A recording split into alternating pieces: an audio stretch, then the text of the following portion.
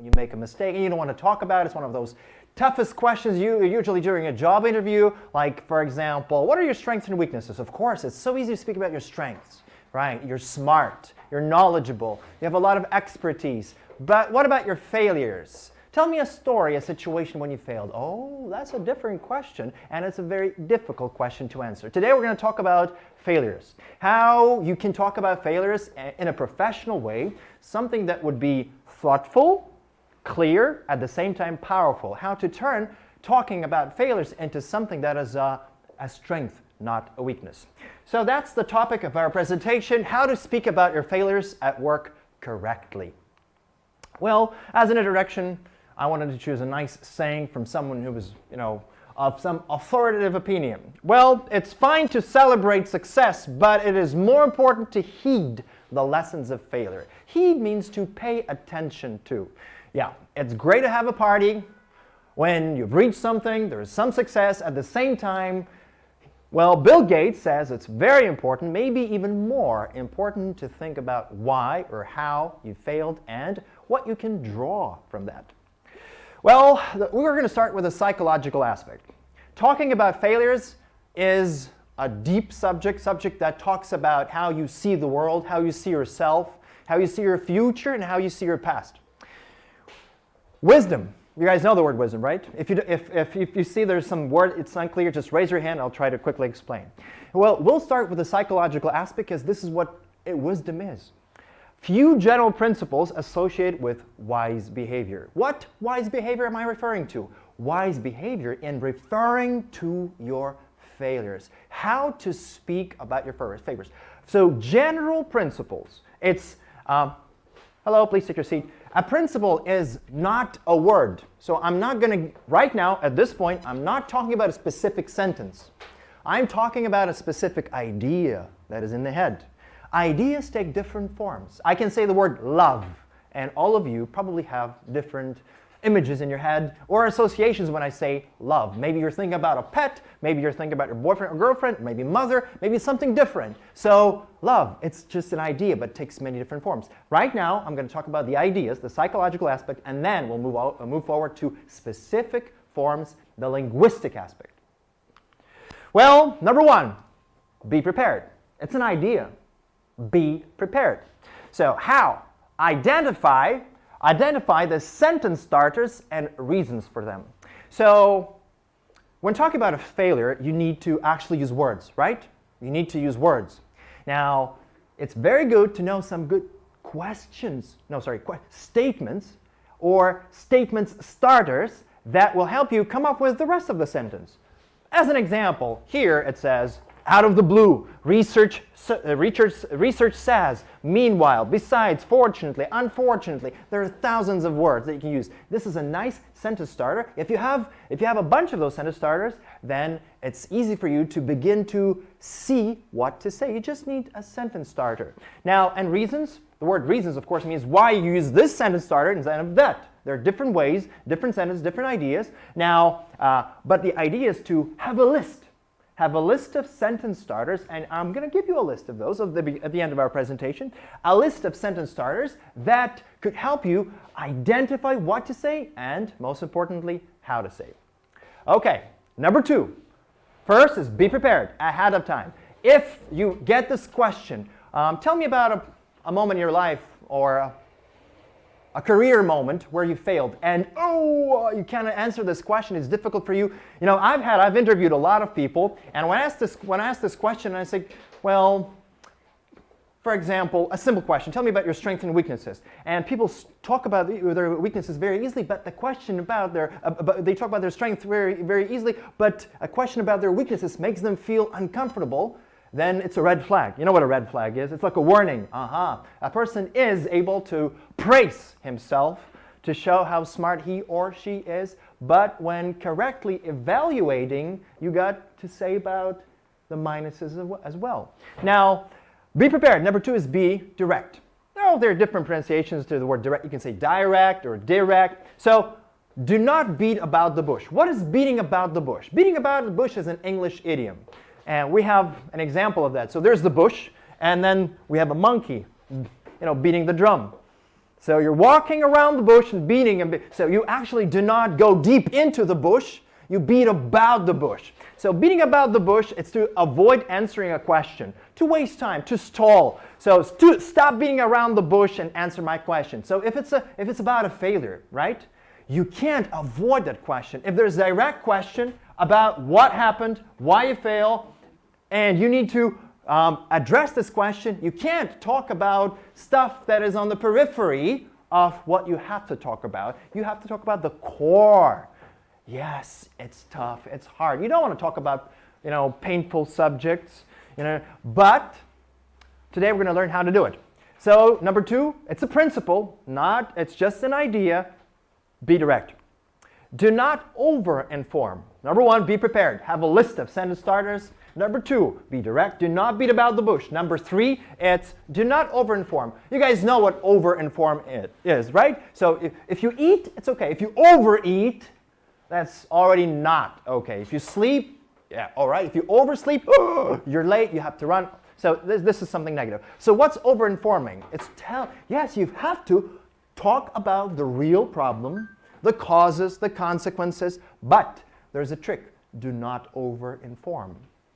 Do not tell more information that is needed. Why? Of course, sometimes if you talk about how things work improperly, how everything is bad, you might simply start sounding unprofessional. Unprofessional. So make sure you're only telling your audience, in this case your customer or a hiring manager that is interviewing you, what they need to know and not bombarding them with everything you know, right? So if you're talking about a failure in your career, if you start emphasizing how stupid, how inexperienced you were, how naive you were, and everything, so you kind of make the story negative and too much negative. Now, but the secret is the word balance, and we will talk about this. How to balance out the pluses and the minuses in the story of a failure. All right, show care and support. Right, you have done something wrong. You have to report, right? You're reporting, and there's a failure, something's gone wrong. Well, if you just show yourself indifferent, yeah, I did something wrong, we have failed, well, it's just nothing, just failure is a part of life, nothing special. So you sound a little bit indifferent. Indifferent is like someone who doesn't really care. No, you must show that you care. Yes, it's bad, I realize that, and I don't want this to happen again, all that stuff. So you care. It's not something that is, you're down, do you know the word downplay? So let's say there's music, right? There's the music. You can turn the volume up, you can turn the volume down, right? For example, on your laptop. If you're turning the volume down, so again, this is the imbalance happening. You're saying nothing important, nothing serious, it's okay. Well, in this case, it's being a little bit indifferent, and of course, support. So I put it's all right, it's all right. I put 2 big words talking about failure, two big words. 2 big words. The first one is appreciate. Appreciate. So you guys probably have, well, I guess you know what appreciate is, no? Appreciate is, for example, when you say, I appreciate your help. It means I'm grateful for, I thank you for your help. But what is appreciating the situation? Appreciating, it's not being grateful for. It is understanding. I appreciate the situation, so I clearly understand. I can evaluate the situation correctly. I appreciate, for example, the customer is frustrated. So angry, unhappy. So I totally appreciate your feelings, appreciate the situation, and there has to be something else. Not just appreciation. Here's what we can do. Alternative solution. But it's just an idea. An idea that has to be put into a certain form, but forms will come later. Okay. Now, this slide is about behavioral job interviews. Behavioral job interviews are very typical in the United States. It's where you get questions about specific situations or scenarios that you were part of in the past. Why? Because probably if you did something like that in the past, there's a very high chance you will do the same thing again. And that's why they ask the same question. For example, tell me a story, right? So tell me, so what's the toughest behavioral interview question of them all? For many, it's this one. Tell me about a time you failed. Why? Well, the reasons are simple. Are you someone who can learn from failure? See, that's a psychological aspect. But if you understand the psychological aspects, it'll be much easier for you to come up with the right words and sentences when talking to a customer in a real-life situation. Are you someone who can learn? And the principle of learning is extremely important. We will talk about that. So it's one of those ways how you can turn the situation around. Something is really bad, but here's what I have learned. Here's what I have learned. And that's what we can do to avoid a similar situation in the future. Now, self-aware. Being self-aware, it's if you're a self-aware person, you understand your weaknesses and your strengths. So you might say, I'm quite experienced in this and this and that, but here are my gaps, something that I like to fill in. These are areas that I would like to grow myself in. So self-aware, then strengths and weaknesses. How do you view success, failure, and risk in general? Again, so some people can believe that doing something little is not enough. It's just nothing, not important. But it's all about what is this one little thing. If you saved someone's life, it's just one little thing. Maybe it took you 5 minutes. But this will impact all the next 50 years of this person's life. But it's a small thing. Small thing, but it's so much important. However, you can say that I've seen Titanic 10 times. And it costs you maybe, 10 hours of your life, maybe more, maybe 15, I'm not sure. So maybe 15 hours of your life. Yeah, so is it really your strength? So how do you view success, failure, and risk management? All right, behavioral job interview. It's an interview where you get questions about your specific behavior in the past, specific situations, and one of the toughest ones is about your failure. If you know how to answer those questions about your failures, then you'll be easily prepared to answer real-life questions when it's not about your past, it's your present. You have failed in the present. You're prepared mentally how to respond to the situation. All right, how you talk about failures shapes your future. Again, it's a principle.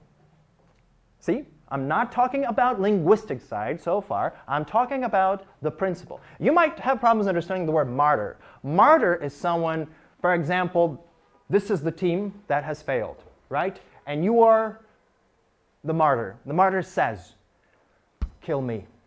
I am guilty. They're not. It's all my fault.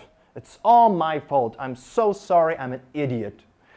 Now, an egomaniac says something totally different. Huh, my fault? Come on, I have 10 years of experience. It's their fault, yeah. You've hired a bunch of jerks. Junior developers, jerks. So come on, guys.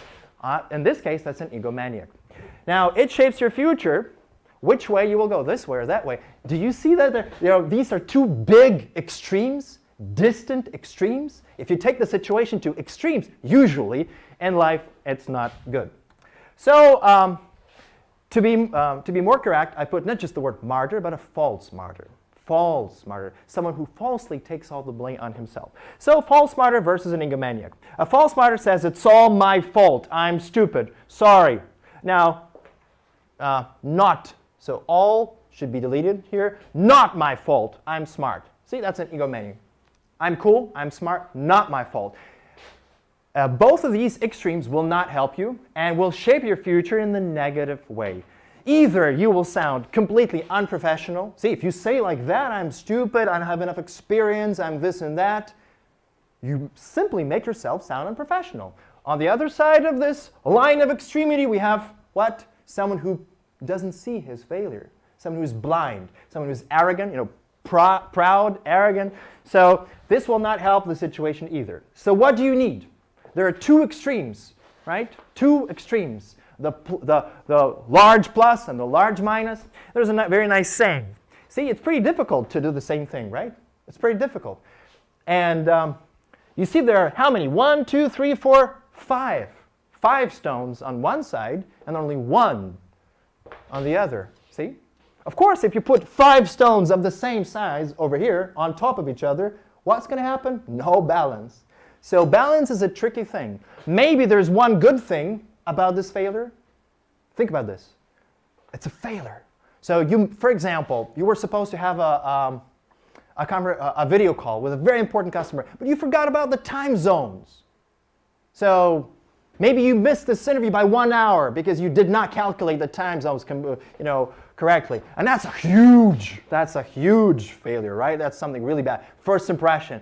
So it's something that is one thing, but it's so bad. At the same time, there can be many little things that are good, that are great. So first of all, you say that I'm deeply sorry. It's my fault, right? I'm just learning. And I hope this will never happen again, something like that. And maybe you will impress the customer with some nice email, or maybe you give something that, you'll give some information that will be surprising about you, about the company, about something that should be, like, you know the word ace up your sleeve, an ace up your sleeve, so you're something special that you have prepared for a special occasion, and this is the time to share it. Okay, so the method. Here's the method called the STAR. The STAR format. How to talk about your failures correctly. All this information they've heard so far was about the psychology. That's the foundation, the right thinking. Now let's put this right thinking into a certain format, a form. The STAR format. The STAR stands for ST. It's situation or task. So when talking about a failure, you start with describing the situation or the task. Then A is approach or action. So how or what you did. Then R is the resolution, results, realization. You know what realization is? It's like you have failed, and because of this situation, you realize, or you have realized this and this and this and this. So we need to change that and that and that. We need to reorganize that. We need to give more resources. We need to spend more time doing that. So see, STAR, situation or task, approach or action, resolution, results, realization. Then if to put the whole method into 3 short sentences, briefly describe the problem or situation. So it's what happened. That's the ST part of the STAR. Describe what happened. Then the approach, what you did. So we did this and this and this and this and this. But at the end of the situation, we failed. Something went wrong, right? But yes, it didn't work. But I've learned. Remember? I spoke about it probably 5 minutes ago. I've learned. That is the most important part of all the talk about your failures. I have learned. I've understood. I've realized. Now I see that. And that's this. The R part is the most important part of the STAR format. Well, some do's and don'ts. Some do's and don'ts when talking about failures. Well, let's talk about the don'ts. Do not make excuses to sweep your own mistakes under the rug. Do you understand what that statement says? So a rug, let's say that's a doormat over here. It's a doormat. You know, a rug is like a carpet. So you take a broom and you sweep all the dirt under the carpet because you have guests. The guests are coming. They will not see all the cigarette butts, all the dirt, because you've already swept them all under the rug. But it's making excuses. So, oh, I'm so sorry, Mr. Jackson. I didn't get much sleep the night before. My schedule is packed. You know, I'm a very busy person. Nobody wants to hear that. These are just excuses, lame excuses.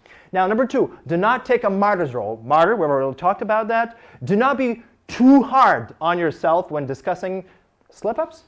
Slip-ups we'll talk about what slip-ups mean, but slip-ups is like a minor mistake. Minor mistake. Saving face for other people. It's when you say, no, it's all my fault, so I'm an idiot and all that stuff.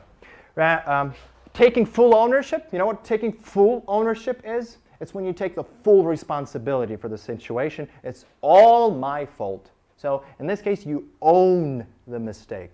It's important to own. Own means acknowledge. I acknowledge I have made a mistake, right? But in most cases, especially in the IT world, it's quite often about a team, not about an individual. In most cases. It's not about just one person ruining everything. Well, do not try to pass the buck. You guys know what passing the buck is? Well, I don't have the buck. Buck is $1. I got 20 hryvnias. Let's think it's a buck. Buck is $1. Let's say it's 20 bucks. So, who stole my buck? Who stole my buck? Where? And you're supposed to do this. You've just passed the buck. Passing the buck means shifting the blame. Not me, not me. Him. See? That's a very popular American expression about blame. So you shift the blame, not me. No, no, no, no, no. Especially if you were a leader or a team lead and you say, no, no, no, I got a bunch of jerks under me. That's so unprofessional. Shifting the blame on them. See, again, an extreme, an extreme. Taking everything on yourself, taking all the punches, all the guns pointed at you, and shifting everything onto others. So it's not working like that. Do not. We're calling it playing football. Yeah, playing football, shifting the blame. Good. All right. Do. Let's talk about do. Do give as accurate recount of what happened as possible. Balancing. Remember the stones, the balanced stones. There is a balance of you, the team, some controllable circumstances, circumstances beyond your control. There are many, many factors. So to be able to talk about failures, you need to sit down and what? Be prepared. That was the number one point about talking about failures. So your personal, your team human factors, controllable, uncontrollable circumstances. Customer side can be also factored into the situation. See? So now do stay away from harsh language. What is harsh? Harsh language that is hard on our ears. So when you choose something very powerful, too emotional, words like stupid, dumb, idiotic, senseless, reckless, irresponsible. So Jack is part of your team and you say, our team member Jack was so irresponsible and that's why we failed. So this is very unprofessional, totally unprofessional. Don't use irresponsible, something like that. Right. So here's this story with missing a call. Yes, perhaps the fact that you managed to miss a crucial client presentation because you still have yet to understand how time zones work. That was a first-rate idiotic failure. Right, you think about yourself, I'm such an idiot. You feel like that. But feeling is one thing. Talking about that, it's a totally different. Okay, you can feel whatever you want to feel. But speaking the words, I feel myself idiotic or something like that, it's not professional. Repeatedly beating yourself up over it and calling yourself names, so I'm an idiot, in front of your interviewer, if it's a behavioral interview, or in front of your customer, if it's a job situation, it's a sure way into where? Therapist's office. Right. That's the place for such a person. Oh, why? So again, the balance is lost. The balance. It's all about the balance. Okay. Do you know the expression of flipping the script? Script. So every movie has a script, right? So there's a storyline, and for example, in the storyline, you are a bad guy, but then something happens. The script is flipped. You become a good guy. A bad guy became a good guy. That's flipping the script. So how can you flip the script and talking about your failure? That's what I told you, and I have to emphasize this again and again. At the end of every recount of your failure, you finish with emphasizing what you learned. That's flipping the script. The minus gets one more side, and you get a plus. So when a negative thought enters your mind, think 3 positive ones. Train yourself to flip the script. So flipping the script is turning a negative situation, a negative story, into something positive. How do you usually do it? Here's what I've learned. Here's what I've learned. Here's what I've learned. Right? Flipping the script. The negative experience made you feel like a less than exemplary employee, right? Less than exemplary employee, but you're able to use that experience. How? Well, self-aware person. Remember that? We've already talked about it. Self-aware person is someone who understands the pluses and the minuses and is able to learn from that. Just put yourself in the shoes of your customer. We all make mistakes. We all fail, right? Some people do not own it. They think they're too smart to make mistakes. Some people call themselves very bad names, right? And again, you don't want to talk to those negatively thinking people. There has to be something in the balance. And what's in the balance? What's in the middle? The golden middle. Yes, I have failed. Here's what I've learned. See? And then it's called striking the balance in English. Striking the balance. Okay.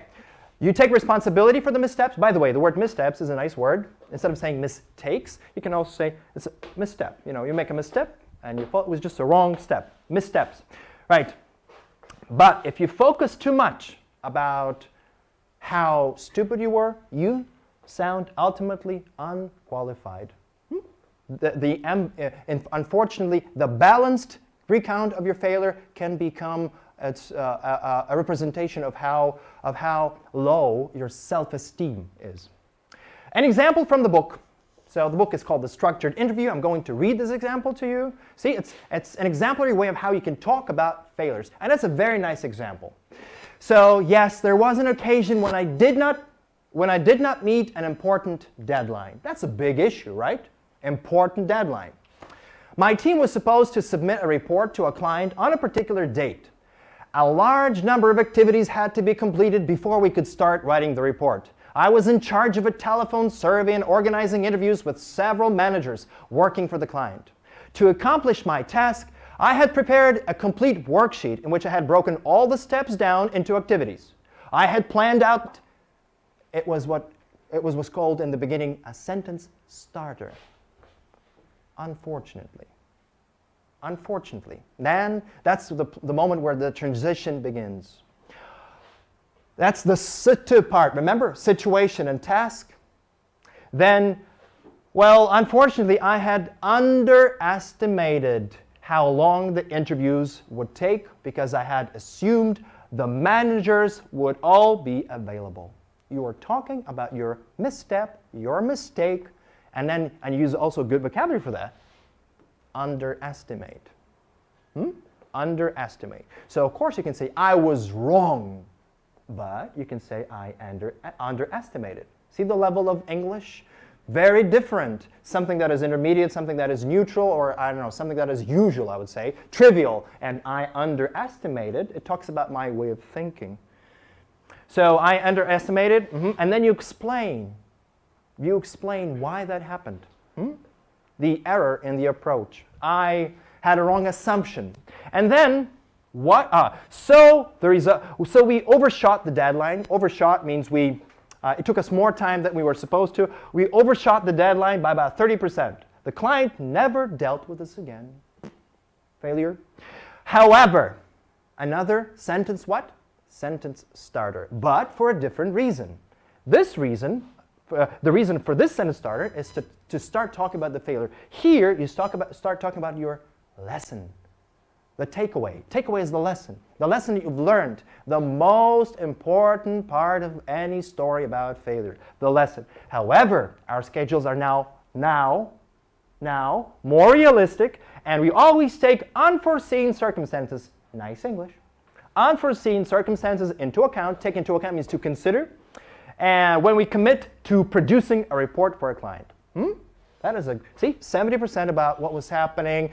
You talk about the approaches, you talk about the effort, how well you wanted to organize everything. Then a misstep, a miscalculation, underestimation, and then some negative result. However, unfortunately, the negative result, but however, now we know how to do this and this and that. Okay, linguistic aspect. Let's talk about the human side. So when dealing with mistakes, usually there's the machine side and the human side. And in the English language, there are words that overlap. So one and the same word can be used to talk about human mistake and a technical mistake. Let's talk about those words. So mistakes. I'm not sure if you can see clearly, but mistakes are a mistake is something accidental. So it was not something that you really, really wanted to do, like you planned it all the time to make this mistake. Now, and mistake is a more informal and casual word. Mistake, informal, casual, nothing special. Unlike error. Errors are made due to lack of knowledge. So, for example, an error in judgment. It was I thought we need to do this and this and this and this, but it was my error in judgment, my error in estimating, calculating, thinking through the situation. So errors are made due to lack of knowledge. And they are more technical and informal than mistake. More technical. Now, fault. Of course, you can say, that's my fault. I'm so sorry. That's my fault. In this case, you're talking about your blame. You blame yourself. It was totally my fault. I'm so sorry. It was totally my fault. So, but the word fault can be also used when talking about systems. So the machine side. We'll talk about that. So fault, a mistake for which you are to blame. This is your weakness. Now there's another word. Have you heard of the word blunder? Never?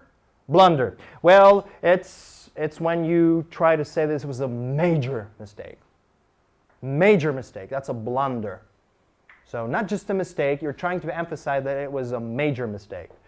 So you increase the level of negativity of that idea, to a higher extent. It was a blunder. So it was, for example, of course, if it was something serious, to say it was a blunder on our side. Blunder, it's not a misstep. See, when you, for example, when you, speaking about that situation, when you fail to join the international online call because you forgot to figure out the time zones, it's not a misstep. See, it's not a misstep. It's not a slip up. That's a blunder. That's a blunder. And you call your blunder a blunder. That's what it is. You don't beat about the bush, right? You're direct. Okay, now the machine side. An error is a human mistake that results in incorrect software, right? So there's an error in the code, error in the program. And for example, when you mistype the website, there will be some kind of an error that this side does not exist. Right. The resulting fault is an accidental condition that causes a unit of the system to fail. So, see, the word fault can also be used to talk about a defect in the system. There is a fault. Fault, my fault, it's my blame. I blame myself. If we're talking about a system, it's a defect. Fault, a defect. All right, a defect is an anomaly in a product. Failure, you know what system failure is? So if you're talking about failure in the human aspect, it's like this. My failure to understand the situation led to my failure. So it's because I did not understand the situation. I did not estimate the situation correctly. That's my failure to estimate the ETA. Because you know what ETA is? Estimated time around. So ETA is the amount of time you need to get something done. It's a very popular abbreviation. So my failure to correctly estimate the ETA led to some conflicts with my failure. In this case, it's my inability. The fact that I just didn't do it. I didn't do it right. Now, but a system failure is totally different. It's not about human inability. A system failure occurs when a functional unit of a software-related system can no longer perform its required function. It's about functionality.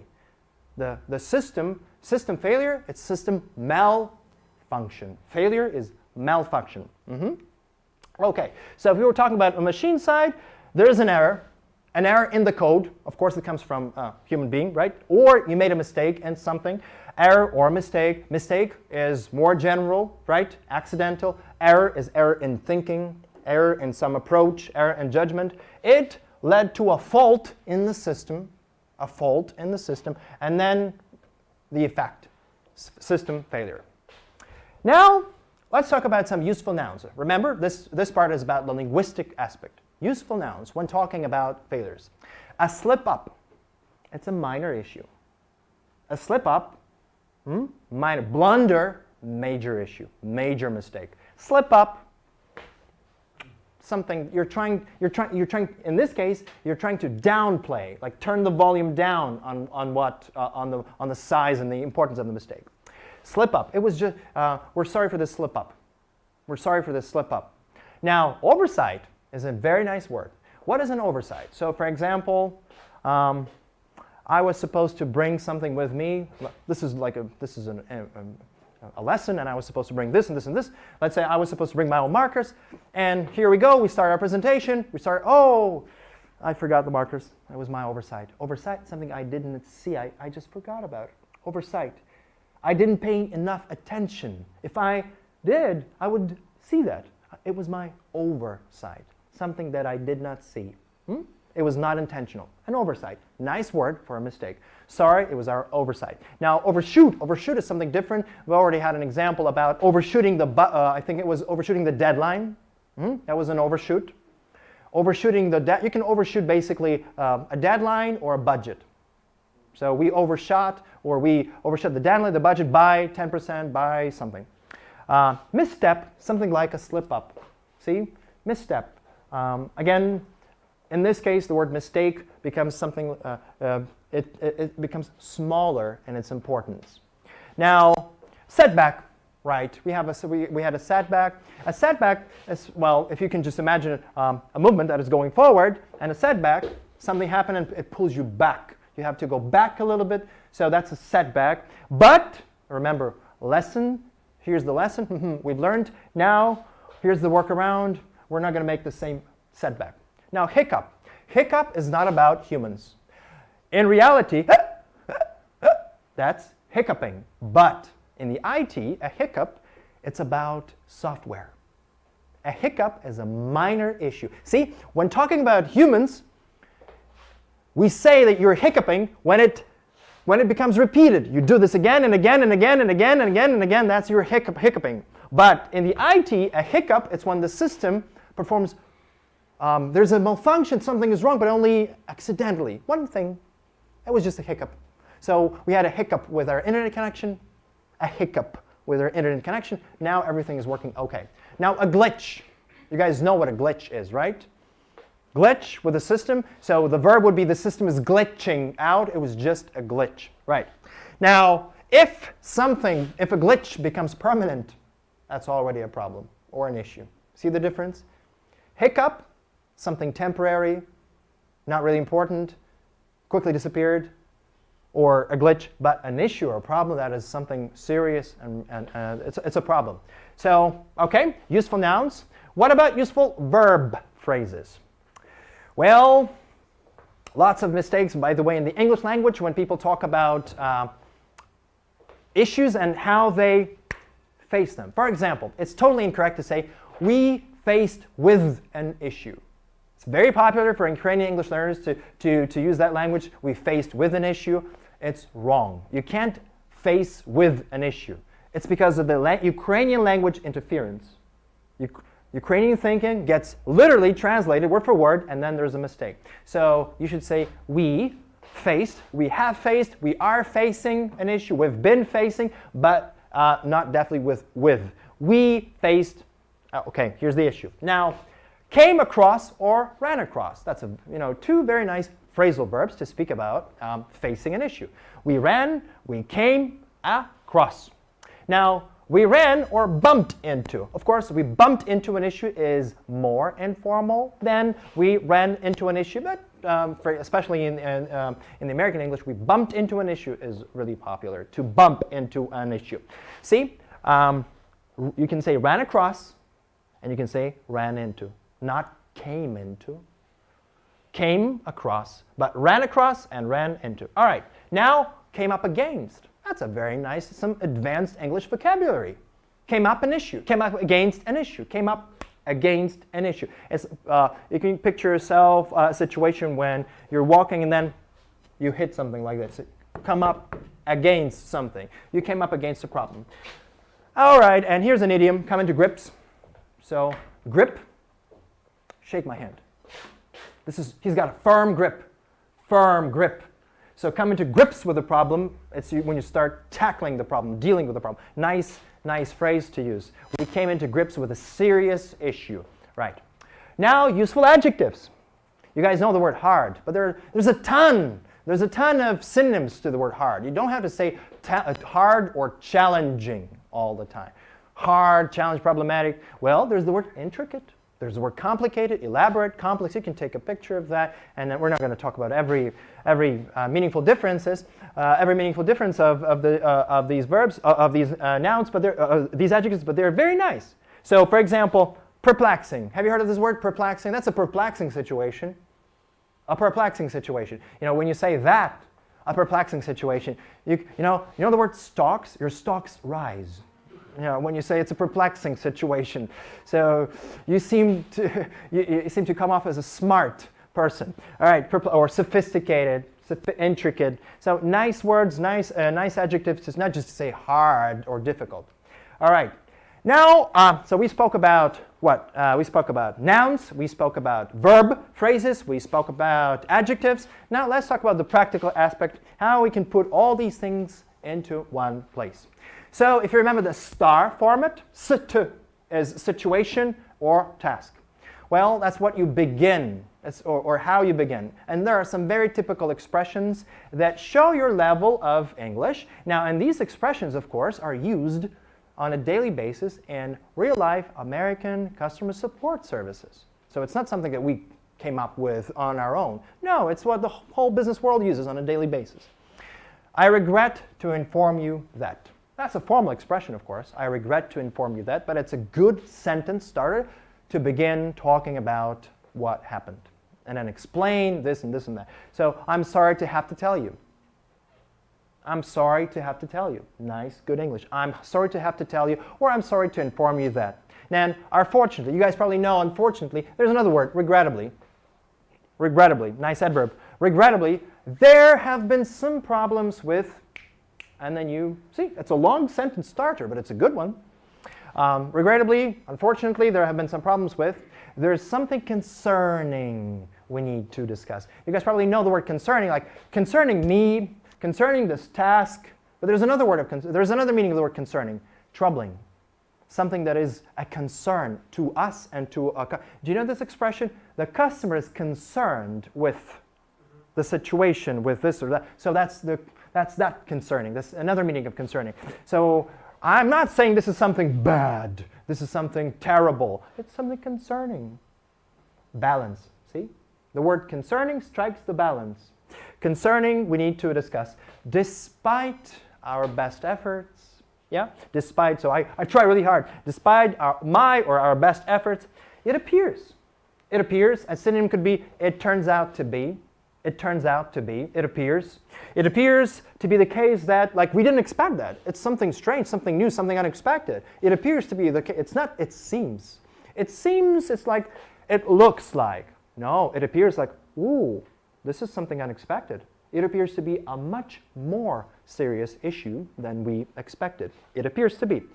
Oh, sorry to be the bearer of unfortunate news, but this and this and this and this. So I'm bearing the unfortunate news. I'm telling you some bad news, but I don't call bad news bad news. I call them unfortunate news. Sorry to be the bearer of unfortunate news, but, and then you explain what happened and why. All right, now let's talk about the approach. That's how you begin the story, the situation or task, the ST part. Now let's talk about the A in the STAR format, the approach.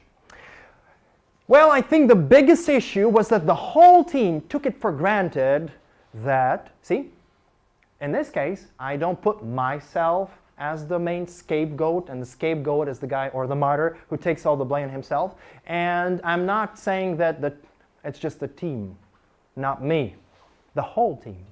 See, the whole team. The whole team took it for granted. Nice expression. Do you guys know what take for granted is? It's when, well, for example, you come home,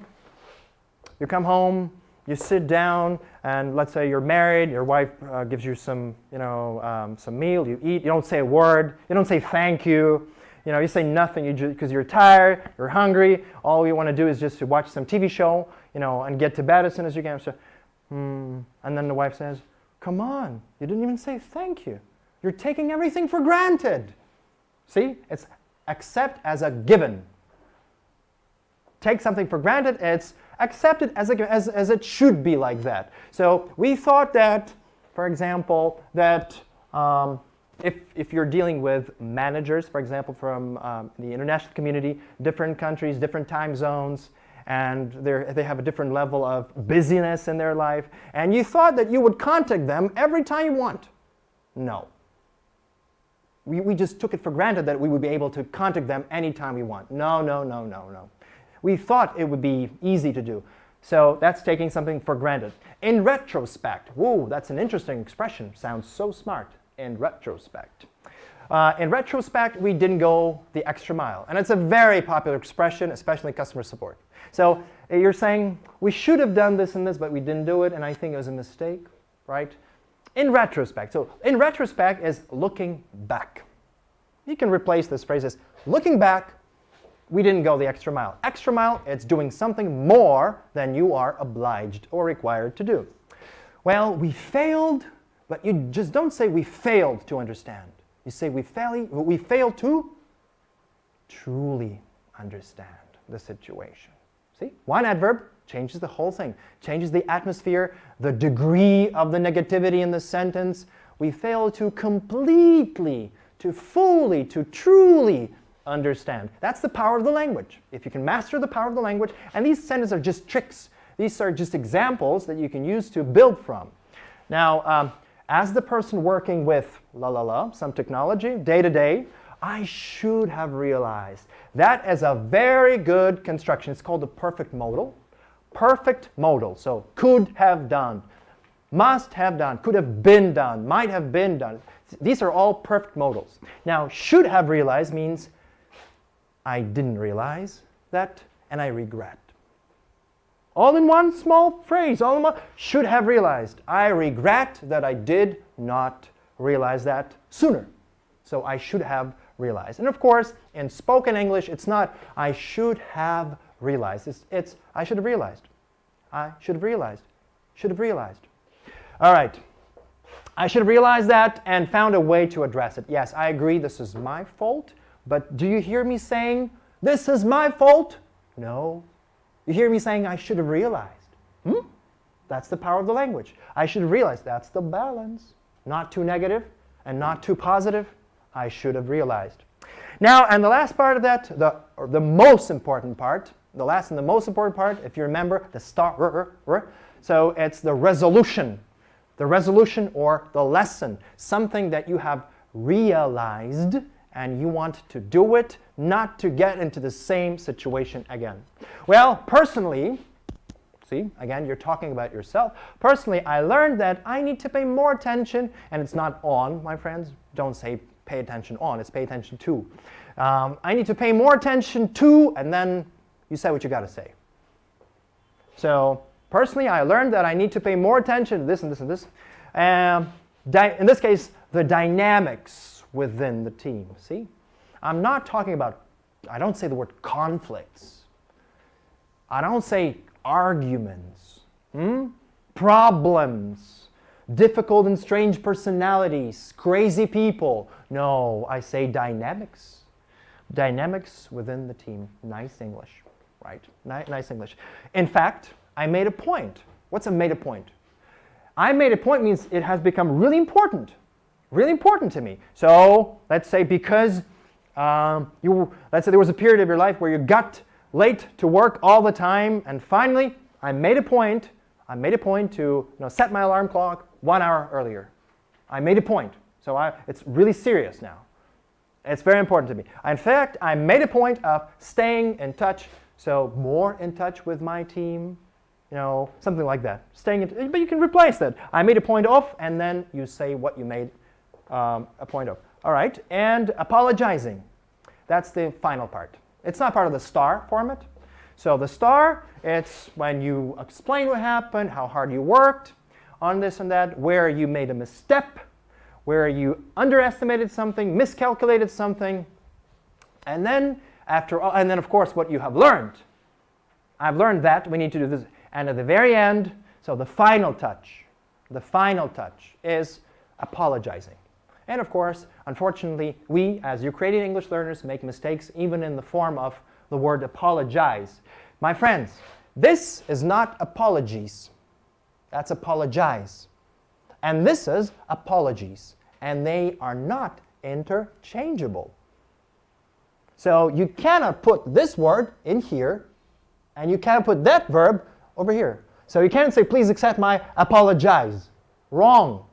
So apologies is a noun in the plural form. Apologize is a verb. I apologize for any inconvenience caused is one of the most typical customer support sentences. And mind the grammar.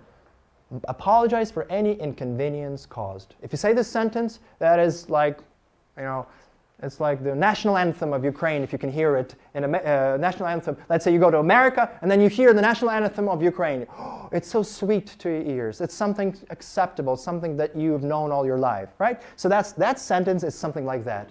I apologize for any inconvenience caused. A very typical, I would say, it's part of even business etiquette. It's like if you start a working day, you say, hello, how are you? How's life? Right? And then you expect an answer. Some kind of an answer, and then probably this person should say, and you, how about you? So how are things in your life? So that's a daily etiquette, so that's the same thing there. Apologizing. I apologize for any inconvenience caused. Please accept my what? Apologies, not apologize, my friends. Please accept my apologies for any inconvenience this has caused. So these are two basic sentences, and there are variations of these sentences. Please accept my apologies. I know this isn't what you wanted to hear. I know this isn't what you wanted to hear. Or again, please accept my apologies, and then you say, I wish the situation were different. I wish. That's a very nice sentence. I wish I could help you. Unfortunately, and then you continue. I wish the situation were different. Would you consider an alternative solution? Remember the fourth aspect, psychological aspect. It was about show care and support. So that's showing care and support. So accept my apologies. Accept my apologies. I wish the situation were different. Would you consider? And then you give a suggestion, this or that. Nice phrase. Would you consider? I know it isn't the answer, result, solution you wanted, but what about showing care and support? Thank you in advance for your understanding, or I appreciate your understanding in advance. Again, this sentence is very, very typical for customer support. And silver lining. Do you guys know the expression? Every cloud has a silver lining. It's like, every bad situation has some positive aspect. Something positive about it. So if there is a silver line, of course you can't use that when talking to Chinese customers or Malaysians or Filipinos. So it's we're talking about some high level of English, and the client is from America or Great Britain. If there's a silver lining here, it's that. It's like if there's any positive aspect, if there's a silver lining, if there's a lesson, if there's a good side, advantage of that situation, it is, and then you explain what. So perhaps, and then what comes? A suggestion, a recommendation. So this is showing care and support. Well, bonus. Some bonus, we're finishing. Some bonus phrases.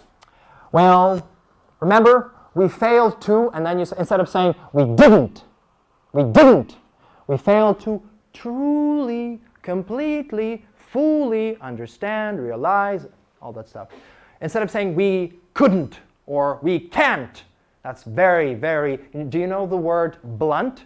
So there's a sharp edge and a blunt edge. So that's a very, you put it very bluntly. We can't. Oh, so, or we couldn't. Regrettably, or I regret to inform you that we were unable to. See?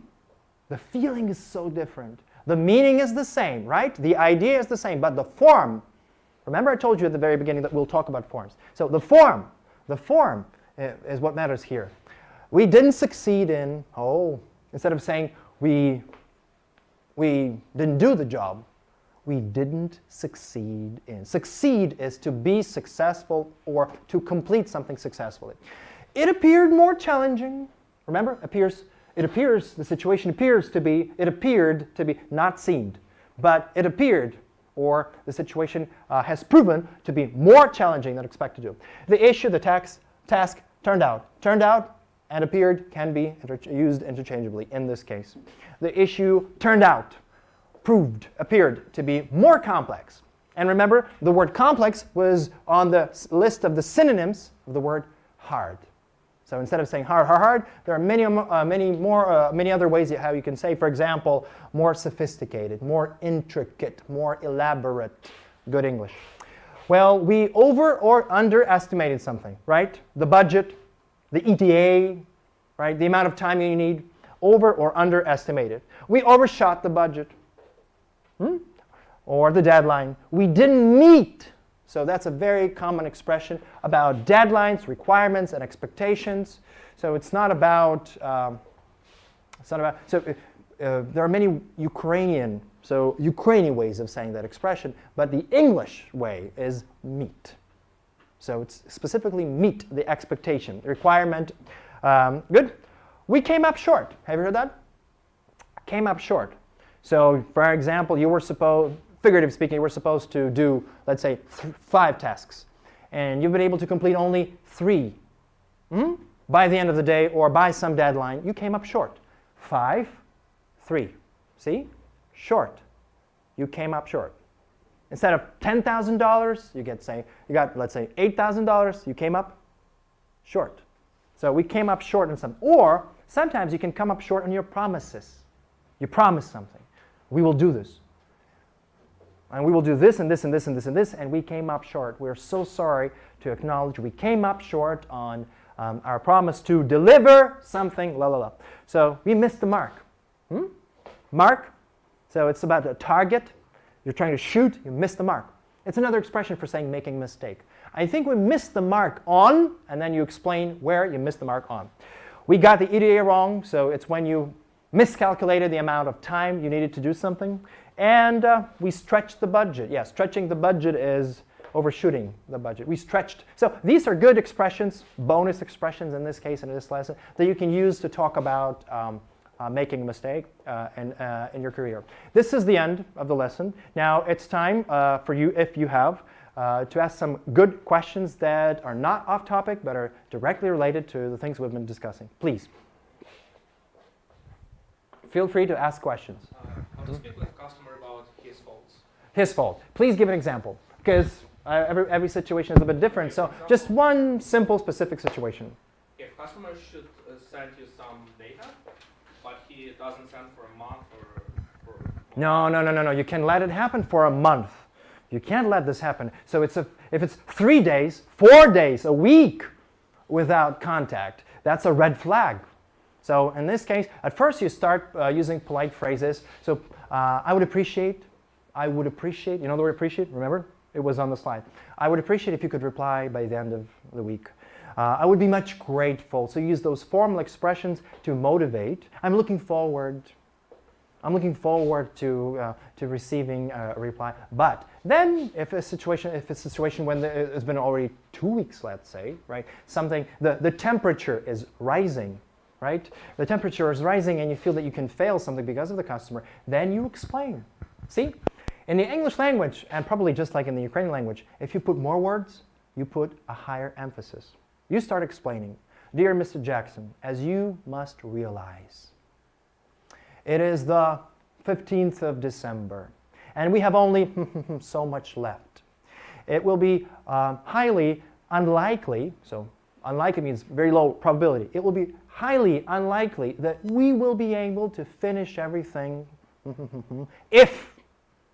So we would, again, you begin with this, we would much appreciate, we really hope you will be able to respond to this email as soon as you get. So the simple principle is to put more text, more words, more text explaining simple things. Simple, trivial, objective things. But what happens when you do this? If this customer reads the email, well, it will take him some time to read the email. And the impact, simply, objectively speaking, the impact will be a little bit higher in this case. But of course, you can't force. It's just a lot of good English, a lot of nice phrases, a lot of simple logic. So, what do you mean by simple logic? Mr. Jackson, you must realize that. See, you're appealing to logic. You must realize that. Okay? More questions? Скажіть, будь ласка, про курс, який буде стартувати у вас через тиждень. So, if you guys are interested in learning some good English for many different practical purposes, so talking about failure in good English is a giant topic, by the way, and I'm sure it was maybe for some it was too much information for some people, but you know, this presentation helps you see how the avenues which you can go. So the avenues have no end. So you might think you know the language, you know English really well now. But in reality, there's so many things that you can learn, even in one aspect, how to talk about your own failures. And language, if you talk about language, is just putting ideas into some form, right? And talking about failure is just one little aspect.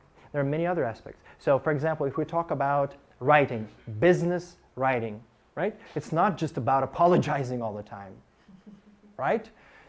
Just like you asked me a question, it's about motivating, for example, the customer to finally do something, right? It's about notifying, it's about clarifying, it's about selling sometimes, or upselling, if you know the difference between selling and upselling. So there are many different ways how you can use business writing to, especially in generating leads, finding customers, to reach out to the customer and,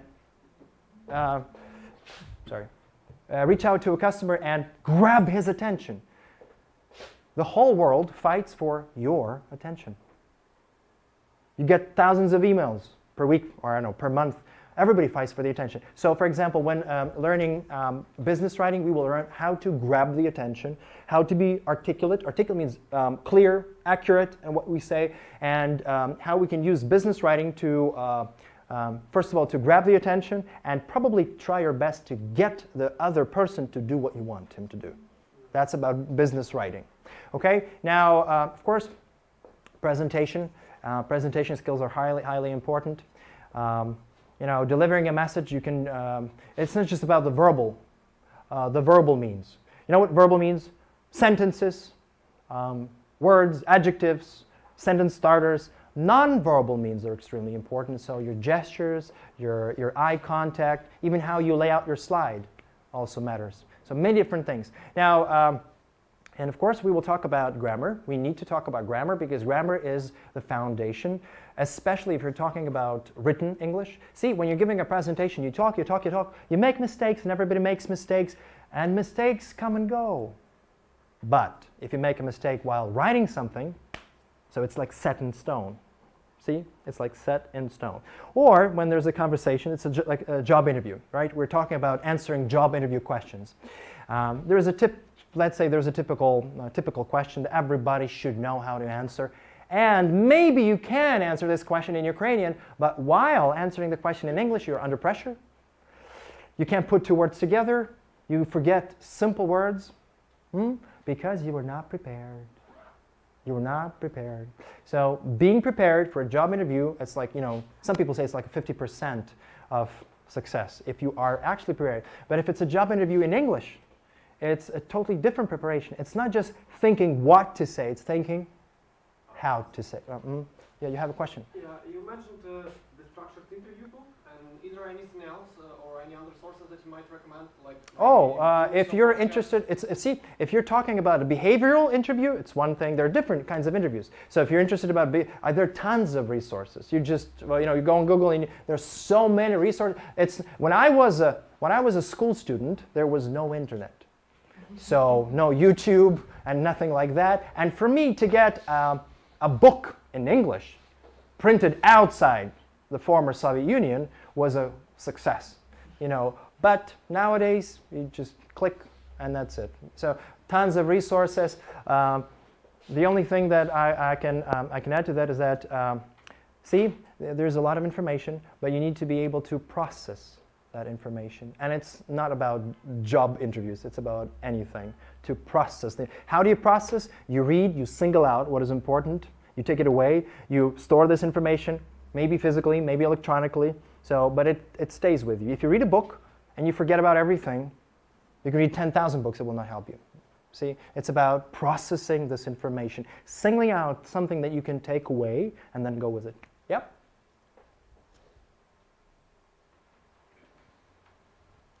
Are we done? No, please. Could you share this presentation? Sure, yeah, no problem. Yeah, I can share it, right. I think you will help, right? Right, thank you very much for your attention.